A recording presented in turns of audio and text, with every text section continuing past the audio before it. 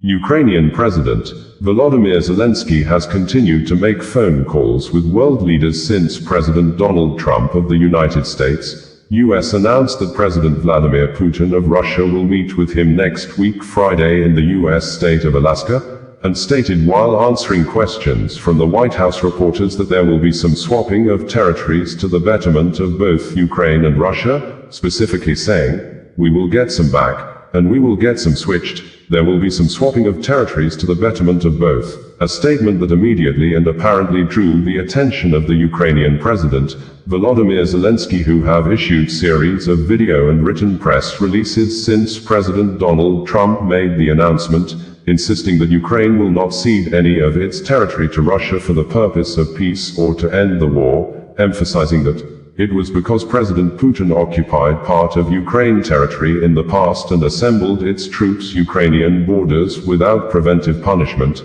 made him to start full-scale war with Ukraine since 2022, adding that the path to peace for Ukraine must be determined together with Ukraine.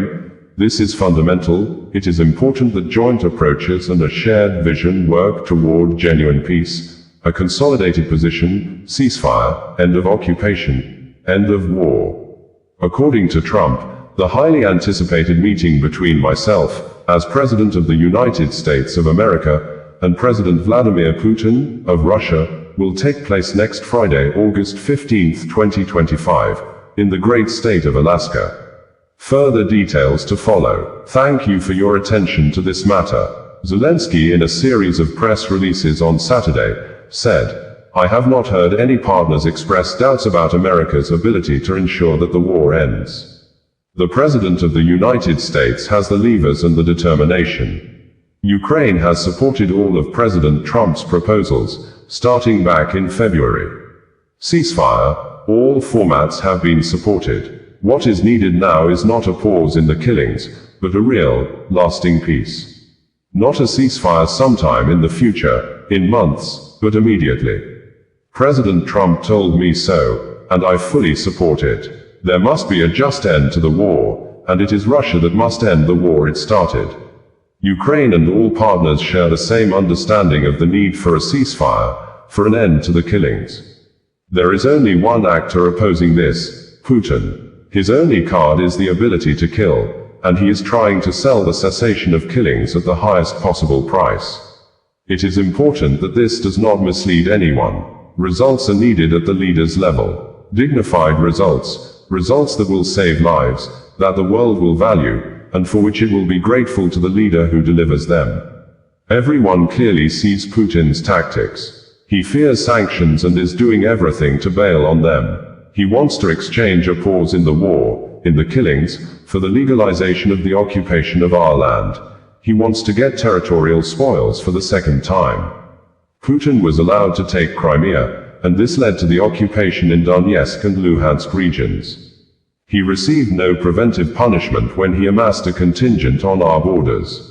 This led to the full Nigeria police force has refuted claims that its men manhandled Sowore reporters publisher Omoyele Sowore inside cell after the media personnel honored the invitation sent him from the Office of the Inspector General of Police, IGP, over allegations of forgery and criminal defamation of characters, with the police stating in a press release signed and made available after the detained media publisher was released on Friday night that Sowore allegedly brought bandages alongside other personal items when he came to the station to honor the police invitation, and when the IGP ordered internal investigation to ascertain if truly the media publisher was tortured as claimed, Sowore refused to allow medical personnel from the Nigeria police force check the alleged injury on his hand he had claimed he suffered as a result of the police personnel brutality while inside cell. Meanwhile, as at the time Sowore was released on Friday night,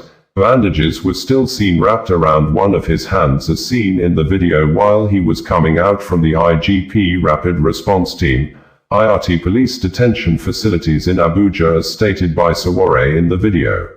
Shortly after his release from detention facilities at the IGP Rapid Response Team on Friday, Sowore posted on his social media handles and said that, "Freedom is never given. It is not a gift from the powerful, nor a token handed down by the oppressor. It must be seized with raw courage, with clarity, and with collective will. Those who sit in power never give it up willingly. That's why we take it back. Because freedom is ours and we will fight until it is no longer a dream but a lived reality.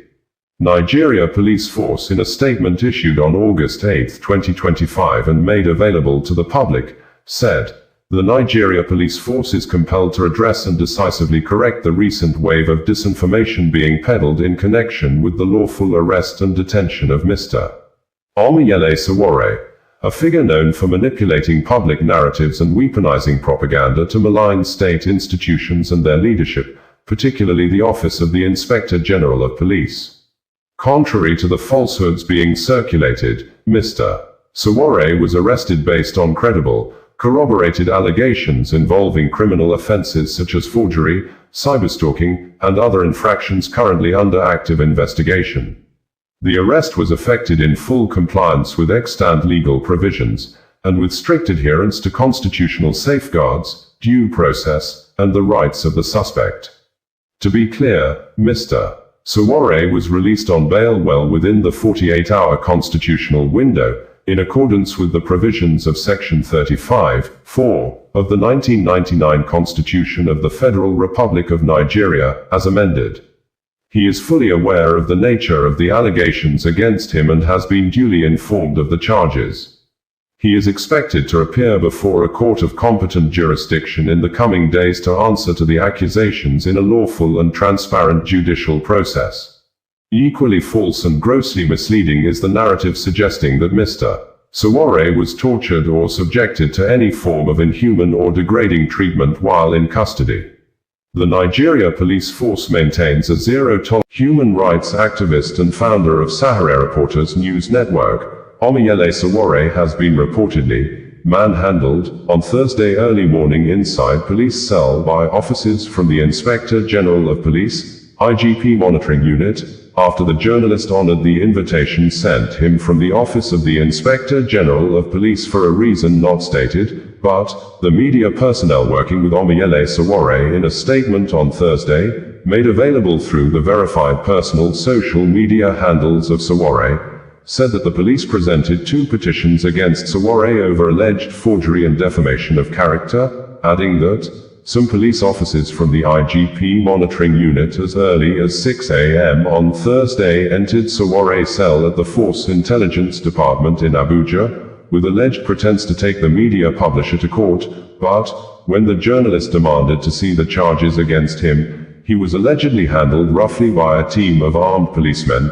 This, Barrister Adiyanju Deji petitioned the President of Nigeria, Bola Ahmed Tinubu, demanding the immediate dismissal of the IGP, Kayode Egbetoken, for allegedly abusing his office by thus using his high-ranking office in the Nigeria Police Force to settle personal scores, although the Nigeria Police Force has not reacted to these allegations, but the force in a press release on Thursday afternoon apparently made statements in relation to the current matters involving the detained media publisher, Omoyele Sowore, by insisting and stating in the press statement that the recent promotions in the Nigeria Police Force was based on merit, and not selective, accusing an unnamed online platform of allegedly sponsoring deliberate falsehoods to tarnish the image of the force, while also calling on officers and men of the force to desist from lobbying to get promoted, saying, "The IGP has warned that any police personnel caught lobbying to get promotion will be made to face disciplinary action."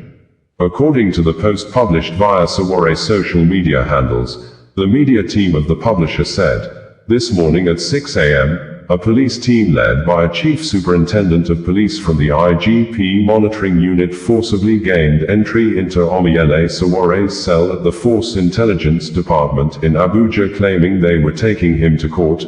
The team of 9 officers, including 8 heavily armed personnel, handled Sowore roughly when he asked to see the charges and notify his lawyers, breaking his arm in the process, before taking him to another police facility, the media team stated. In another post, the media said, the notorious former SARS officer, DCP Akin Fakorede, presented 2 petitions to Sowore from the illegal IGP's office, one alleged forgery and the second written by Bukola Yemisi Kuti, who was promoted to ACP because she's mistress, alleges criminal defamation. Sowore had, before honoring the police invitation on Wednesday, said in a number of posts previous day that the IGP monitoring unit has scheduled my interview for tomorrow at 11 a.m., yet they have refused to provide a copy of the purported petition against me. It is now clear that their intention is to conceal the sinister plan of the illegal IGP and continue operating in darkness. Despite this, Anambra is no doubt one of the states in Nigeria experiencing incessant and very high rates of kidnapping that in some cases do lead to the death of the abducted victims and killing of security operatives and some other persons around the scene of the mostly monetary crimes of hostage-taking for a ransom. Specifically, our crime reporters gathered that there is hardly no week without 1 or 2 persons being kidnapped along the Onitsha-Owerri Federal Road in Anambra State, especially between Oba community and Ihiala town, as we gathered that most victims of kidnapping in the state are hard-working small and medium-sized business owners who most of whom struggled out of poverty to become wealthy successful traders. This, we learnt, there may be no wealthy successful business owner along the Ihiala-Olu road left to be kidnapped or forced to pay ransom to the kidnappers, while in Oba, wealthy people are being kidnapped quietly and ransom in millions are paid in silence to the kidnappers. According to members of the community, a young successful businessman was kidnapped recently at a location between the Oba New Road and Old Road junctions shortly after he visited his building construction site, while we also learned that some people in the state do report or contract their friends to kidnappers just to get a share from the ransom that will be paid afterwards, or when such people have issue or dispute with their friends or co-traders. It may interest you to know that the Anambra State Police Command recently arrested a 24-year-old male suspect, Muananye Victor, for allegedly luring his friend to be kidnapped by his criminal gang in Uli, Ihiala local government area of the state, and they reportedly collected a ransom in dollars equivalent to 5.3 million nairas with his gang members, just as gunmen in a not too long distance time abducted a lawyer and 2 other persons in Mpologwu, Aguata local government area of Anambra, in addition to previous cases of kidnapping of the owner of the Porsche Club, Chief Ibia Orji, by unknown gunmen after the gunmen killed numbers of persons along the New Oba Newi Road in Idemili South local government area of Anambra State, with the number of those killed at the Porsche nightclub said to be 7, but one of the security operatives was beheaded, and another had his foot cut off and made away with by the invading deadly kidnappers. This occurred shortly after a well-known native doctor or witch doctor, Chidozie Nwangu aka Akwa Okoko Tiwaraki, was kidnapped, after his 2 personal aides killed in the vicinity of his hotel at Oba community before the kidnappers effortlessly took him away and was released after ransom in millions were reportedly paid. That not all, on May 21, 2022, shortly after Professor Chukwuma Soludo was sworn in as governor, gunmen abducted the lawmaker representing Aguata 2 constituency in the State House of Assembly, Okchukwu Okoye, also known as Okidai represented Soludo's state constituency. Isuofia Okoye was killed and beheaded alongside his aide, Cyril Chiegboka, 6 days after they were abducted along Agulazigbo Road, Anaoka local government area of the state, and their heads and bodies dumped along a roadside in the state. And in December 2024, another lawmaker in the State House of Assembly was killed. Ghana Minister of Defense, Edward Omain Boma, alongside 7 other top government officials and military personnel, have been confirmed dead, after Ghana Armed Forces in a statement on Wednesday had declared the Z-9 military helicopter missing, stating, "The helicopter traveling from the nation capital in Accra to Obuasi in Ashanti region went off from radar at 9:12 a.m. with 3 crew members and 5 passengers on board."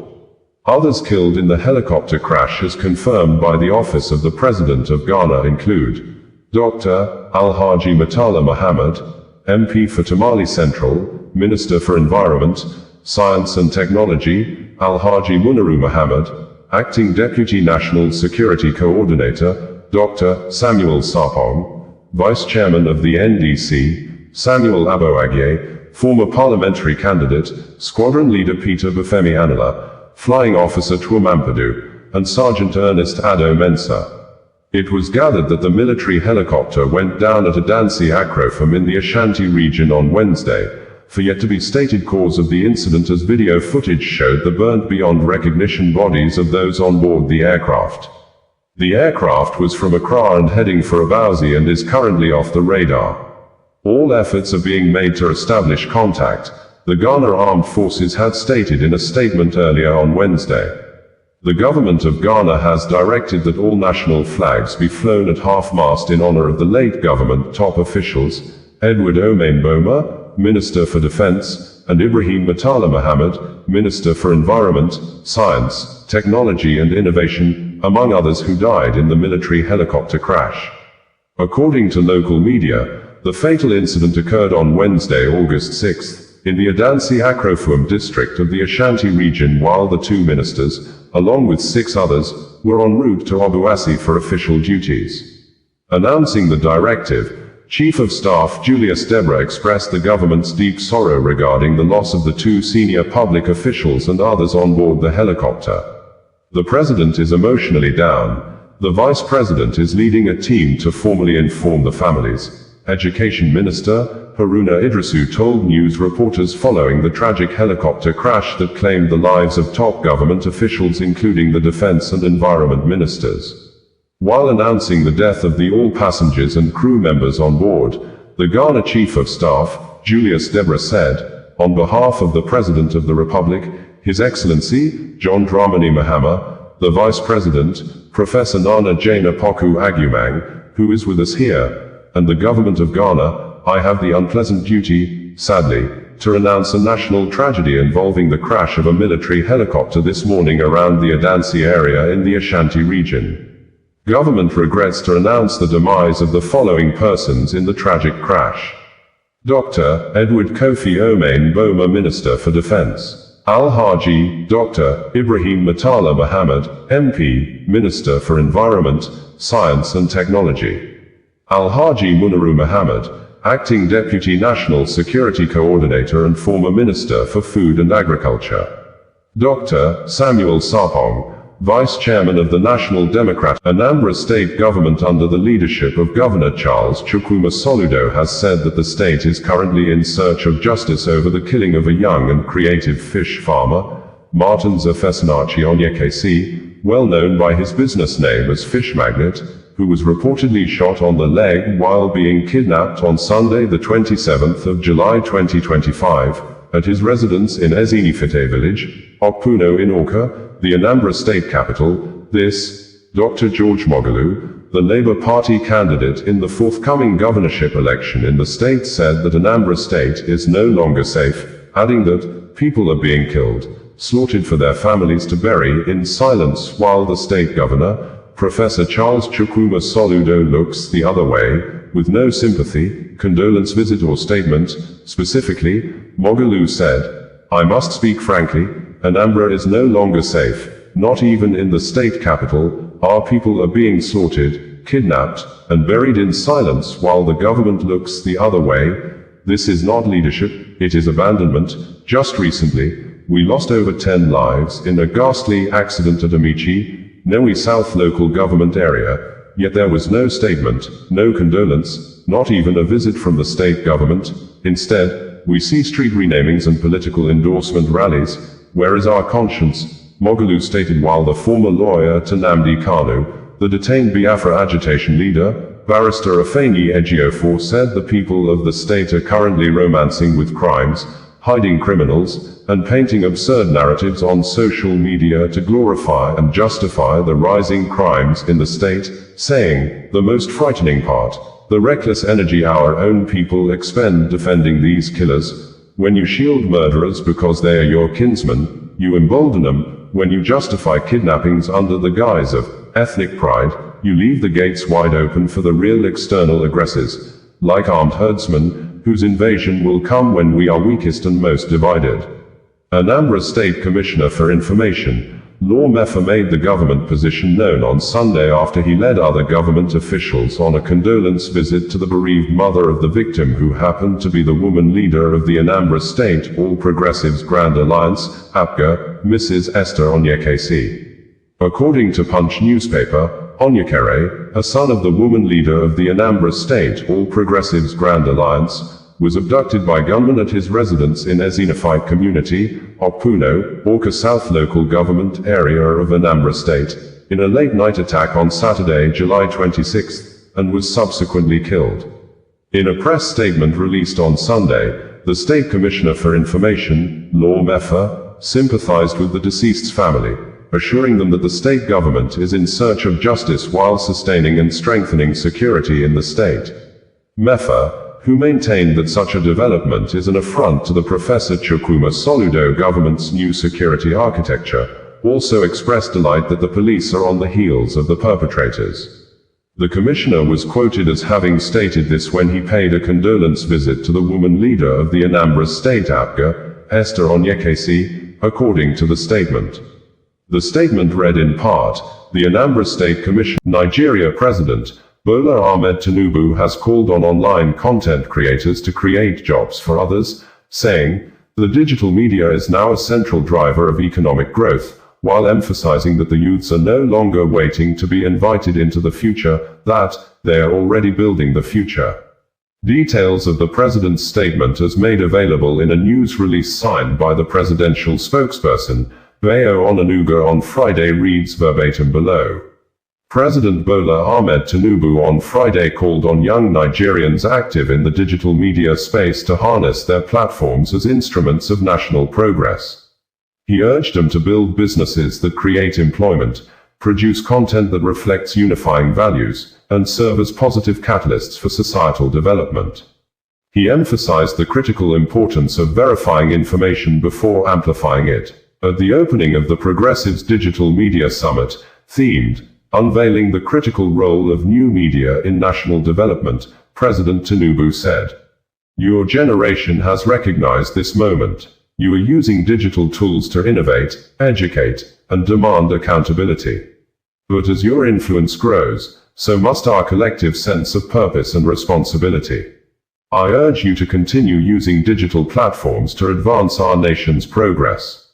Build businesses that employ others. Create content that uplifts and unites. Use your influence to foster unity, not division. He commended the creativity and resilience of Nigeria's youth as he described digital media as a driving force of economic and social transformation. It is no longer merely an accessory to life, he said. From developing innovative platforms to building vibrant online communities, you are demonstrating the determination that is redefining what is possible for this country. You are not waiting for the future, you are building it. Digital media is now a central driver of economic growth, civic engagement, and social change. It broadens representation for those previously unheard. The president said his administration is committed to supporting digital innovation through the National Digital Innovation Fund and policies that promote a thriving startup ecosystem. However, he warned practitioners to remain vigilant against disinformation and cyber threats. Chief of Staff to the President, Femi Gbajabiamila, praised digital media practitioners who have consistently stood up for Nigeria and projected the nation positively on the global stage. You are the vanguard of a reborn Nigeria, determined to reach for the stars. Under President Tinubu's leadership, our nation has begun its long-delayed march toward greatness. The road may be challenging, but it is necessary, he stated. In a goodwill message, the special advisor to the President on Information and Strategy, Bayo Onanuga, highlighted the significance of the summit. He noted that lessons from recent elections in countries like the US and Germany underscore how digital media have become crucial battlegrounds, beyond mere entertainment, for shaping poll outcomes. However, social media is not a fair battleground. As a public square, it is often chaotic and unregulated. Users frequently disregard rules. Divisive content. In line with the requirements of the ceasefire deal reached on Monday night in Malaysia, the military commanders in the three areas along the Thailand-Cambodia border have met on Tuesday, with a resolution that both sides will halt the movements of troops and enforce the ceasefire agreement while waiting till August 4, 2025 for the outcome of the General Border Committee (GBC) meeting to be held, before they will know the next line of action to be taken, which could be to evacuate troops out of the area or continue the war based on the aftermath of the GBC meeting agreed to be hosted by Cambodia next week Monday. The ceasefire mediator, who is the ASEAN chair and Malaysia Prime Minister, Anwar Ibrahim, who is currently in Jakarta, the capital of Indonesia, for ASEAN meeting, said in a post via his personal verified X social media account on Tuesday that, as the ASEAN chair, Malaysia has emerged to lead efforts in reconciling Cambodia and Thailand, two neighboring countries that were nearly drawn into a more devastating conflict, adding, with the active involvement of China and the United States, we successfully achieved an immediate and unconditional ceasefire agreements. This is proof that diplomacy must guide our efforts to realize peace and resolute leadership, while stating in his earlier post after the ceasefire agreement was reached, that the ceasefire agreement is a concrete proof of the strength of ASEAN diplomacy, rooted in consensus, negotiation, and humanitarian principles. The Office of the Prime Minister of Malaysia, in a press statement published on its website, stated that, on behalf of the Malaysian government and ASEAN, I must express my deep appreciation and gratitude to both my close friends and associates, the Prime Minister of Cambodia, Samdech Hun Mane, and the Acting Prime Minister of Thailand, Phumtham Wechayoi, for not only being present, gracious enough to participate in very frank discussions, very passionate about securing peace, and due to their efforts and participation, we have seen very positive developmental results that would all go well for Cambodia and Thailand and for ASEAN. The government of Malaysia, Cambodia and Thailand issue this joint press release following the special meeting chaired, hosted and witnessed by Prime Minister Anwar Ibrahim in Putrajaya and participated by Cambodia's Prime Minister Samdech Mohabawatipidai Hun Mane and Thailand's Acting Prime Minister Phumtham Wechayoi, and co-organized by the United States of America with the active participation of the People's Republic of China, to promote a peaceful resolution to the ongoing situation. PM Hun Mane and Acting PM Phumtham Wechayoi have expressed the positions and willingness for immediate ceasefire and return to normalcy. The United States President, Donald J. Trump, has been in contact with the leaders of both countries, urging the leaders to find peaceful solution to the conflict. The Chinese side has kept close contact with Cambodia, Thailand, Malaysia, and relevant countries, to actively promote dialogue, ceasefire, and restoring peace. The presence and collaboration of all parties underscore a shared commitment to peace, dialogue, and regional stability.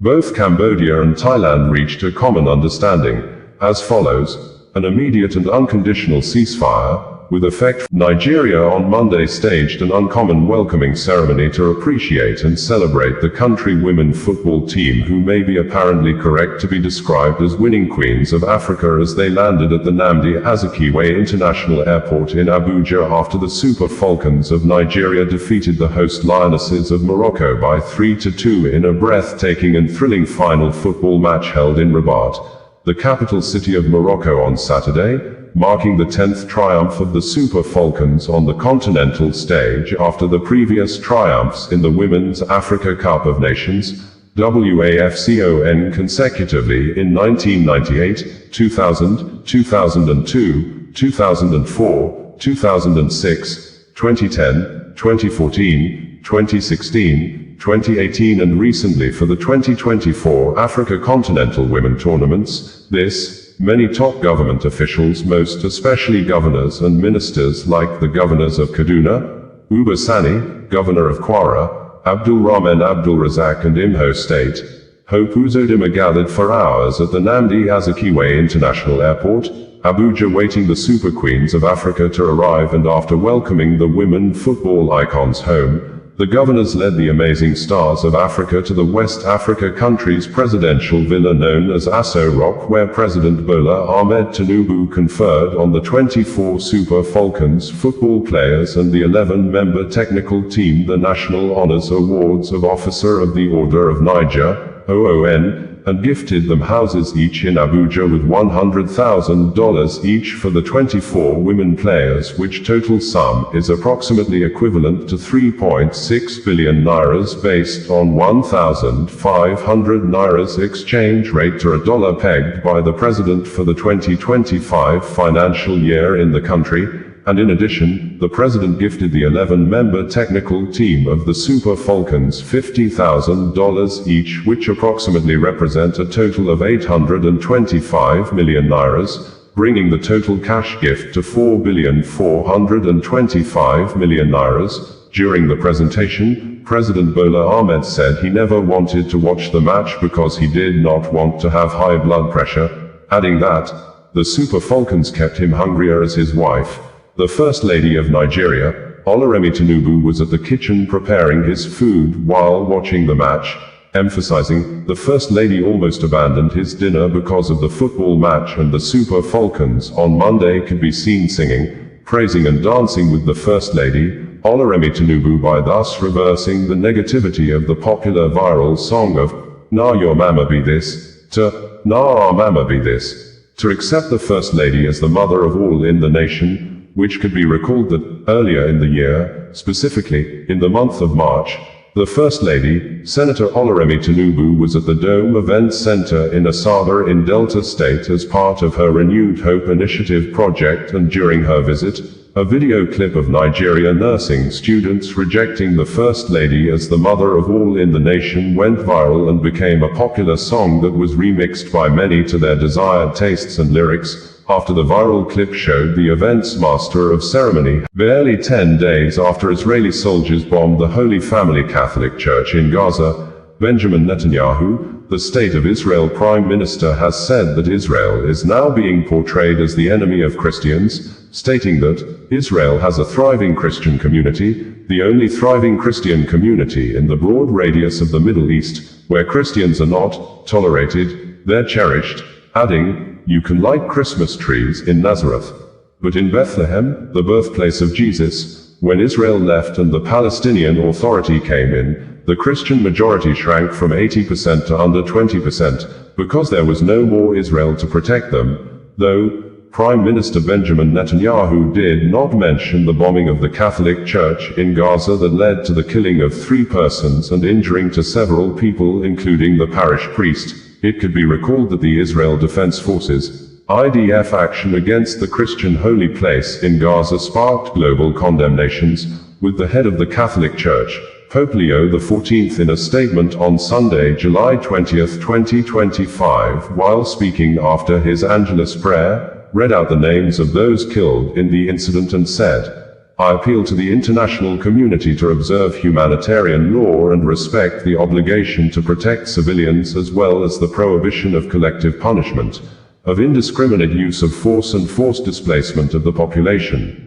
During a church event on Sunday, Prime Minister Benjamin Netanyahu, while speaking at the Daystars Together as One event in Jerusalem with Pastor Paula White, leader of the White House Faith Office, said, "Iran is now being projected as the friend of the Americans." Word to word of Prime Minister Benjamin Netanyahu's speech as transcribed and made available by the Office of the Israel Prime Minister on Sunday, reads below. Thank you, Joni. Thank you, Daystar. Thank you, Paula. Thank you, ambassadors and the many friends of Israel in the Christian world. This is the city and the land where it all began. The Judeo-Christian tradition that promoted the belief in monotheism, a single God, that developed the idea of the sanctity of life, the sanctity of individual life, the idea of freedom. In an ancient world that was swamped with massive slavery to build these ancient empires, the Jewish people came out with the idea that slavery should be limited and ultimately removed. This was revolutionary. The beginning of the idea of freedom began in this land, and that idea spread throughout the centuries and especially in modern times, and changed the world. It gives hope to the world. It gives meaning to our lives. It gives a bond between the world's greatest democracy, the United States of America, and the world's vibrant democracy here in Israel. And that's a partnership that is bonded in faith, in history, in tradition. I had the great privilege of being invited to speak at the joint session of the American Congress. And I look on the wall and I see a quote from Moses. That's our common tradition, our common wellspring. We're immersed in the Bible. We live the Bible. We have a future because we have a past. And that past is shared by millions, hundreds of millions around the world.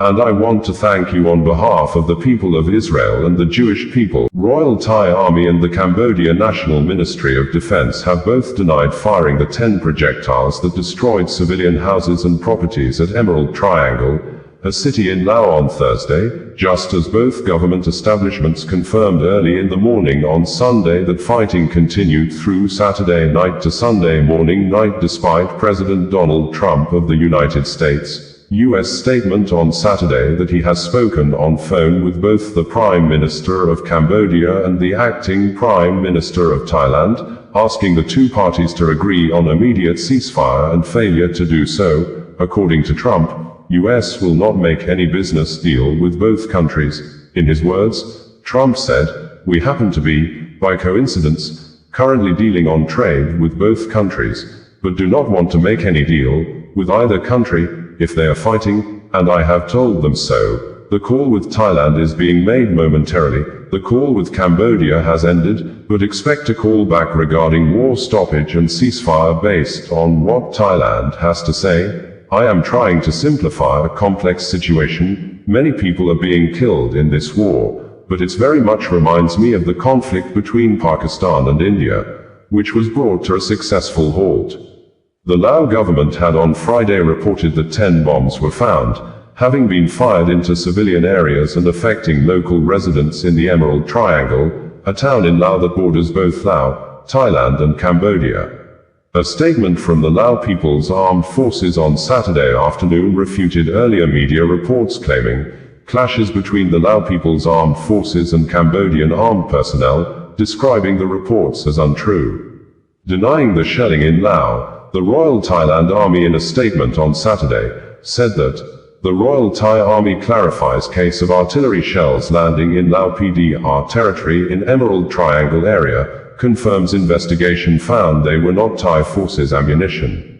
According to news reports, on the 24th of July 2025, at approximately 9:40 hours, 10 artillery shells landed in the territory of the Lao People's Democratic Republic, Lao PDR, in the Emerald Triangle area, which is the border junction between Thailand, Laos, and Cambodia, without clear confirmation as to which side the shells belong to, and preliminarily there were no reports of casualties or property damage from the incident. Major General Wintai Sowore, Army spokesperson, issued a clarification that following fact-finding investigations and coordination with security agencies of the Lao PDR, it is confirmed that they were definitely not shells from the Thai military side, and the Royal Thai Army has confidence in its capability to control weapon usage effectively, appropriately, proportionately, and strictly within international rules of engagement. However, in the recent period, it has often been found that the Cambodian side has been using long-range fire support weapons to attack numerous civilian targets throughout the past 2 days, which appears to be intentional and deliberate use of such weapons against targets other than military objectives, such as using weapons against historical sites, aiming to significantly mislead the international community against the Thai side. Asia is apparently becoming a continent of war as hope of achieving peace in the continent appeared slim since 2023 when fresh wars broke out in the Middle East Asia after Hamas attacked Israel, forcing Israel to launch a multi-front wars in Gaza, Lebanon, Syria, Iran and Yemen. This occurred as Russia, that has parts of its territory in Asia, had in 2022 launched a full-scale war against its neighboring European country, Ukraine, which the multiple wars have led to millions of deaths, with many in the world expecting an end soon. But, while many in the world hoped for permanent end to the deadly wars, another fresh war broke out during the week on Thursday in the Southeast Asia between Cambodia and Thailand after soldiers from Royal Thai Army of 14th Infantry Battalion on Wednesday stepped on a landmine at Huai Bon, Chongan Ma, Nam Yuen District, Uban Ratchathani Province, within the Thai-Cambodia border area, causing severe injury to one Thailand soldier while 4 other soldiers sustained some level of injuries, making the acting Prime Minister of Thailand,